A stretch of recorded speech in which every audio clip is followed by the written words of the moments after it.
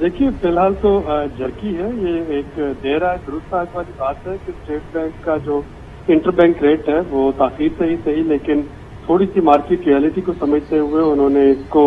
روپے کی قدر میں کچھ کمی کی،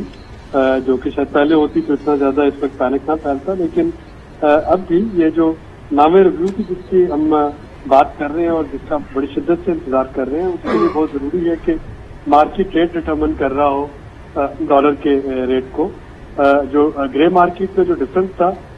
وہ یقیناً ابھی کچھ روز رہنے کی توقع ہے، لیکن جو یہ ریٹ بہتر ہو رہا ہے انٹر بینک میں، آپ دیکھیں گے کہ یہ ہلڈی حوالہ اور باقی جو تھے چینل ان سے یہ اب اسٹیٹ بینک کی طرف ریمیٹنسز اور پروسیڈ جو ہیں وہ آنا شروع ہو جائیں گی۔ اس وقت جو پاکستانی صارفین ہیں ان کو دو چوائسز کا سامنا ہے، یا تو ڈالر بالکل ہی نہ ہو اور ہو تو بلیک مارکیٹ میں مل رہا ہو، اور یا پھر یہ ہے کہ تھوڑا مہنگا ہو لیکن وہ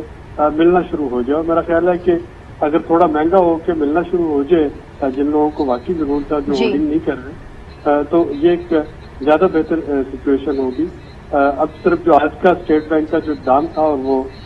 کافی غیر متوقع تھا، بوسٹان کے بعد اناؤنسمنٹ کے بعد،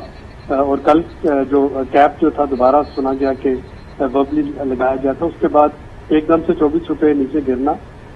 شاید یہ توقع نہیں کر رہی تھی مارکیٹ، اور یہی وجہ ہے کہ وہ تھوڑا سا ایک ان یوزل رسپانس اس کو دے رہی ہے۔ ٹھیک ہے عابد صاحب، آپ ہمارے ساتھ موجود رہے گا۔ شاہد حسن صاحب، آپ سے سوال کرنا چاہیں گے کہ بدترین مہنگائی کا جو نہ رکنے والا سلسلہ ہے، کیا وہ اب شروع ہو چکا ہے؟ شاہد صاحب سے ہم دوبارہ جو ہے وہ رابطہ کرنے کی کوشش کریں گے، ان سے ہمارا رابطہ منقطع ہو گیا ہے۔ عابد صاحب، آپ سے ہی میں یہ سوال کرنا چاہوں گی کہ بدترین مہنگائی کا جو نہ رکنے والا سلسلہ ہے، کیا وہ اب شروع ہو چکا ہے؟ کیا ڈالر اب نیچے نہیں آئے گا؟ دیکھیے ڈالر جو ہے یہ تو ڈیمانڈ اور سپلائی پہ چلتا ہے، اب دیکھنا یہ ہوگا کہ ڈالر کی سپلائی آتی ہے یا نہیں۔ اگر سپلائی نہیں آئے گی تو ظاہر ہے کہ پھر تو اگر ڈیمانڈ زیادہ ہے سپلائی کم ہے تو روپے کی قدر جو ہے وہ نیچے ہی رہے گی،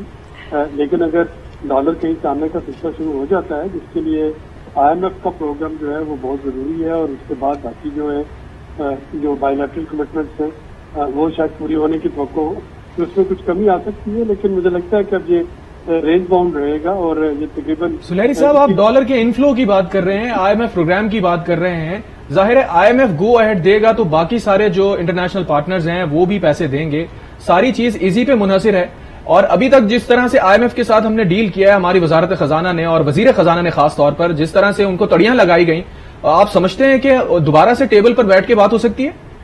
دیکھیے ظاہر ہے کہ وہ ایک ادارہ ہے جو کہ حکومت پاکستان کے ساتھ بات چیت کر رہا ہے، وہ کوئی فرد بات تو نہیں کہ وہ کڑی سے ناراض ہو جائے، لیکن یہ ضرور ہے کہ اب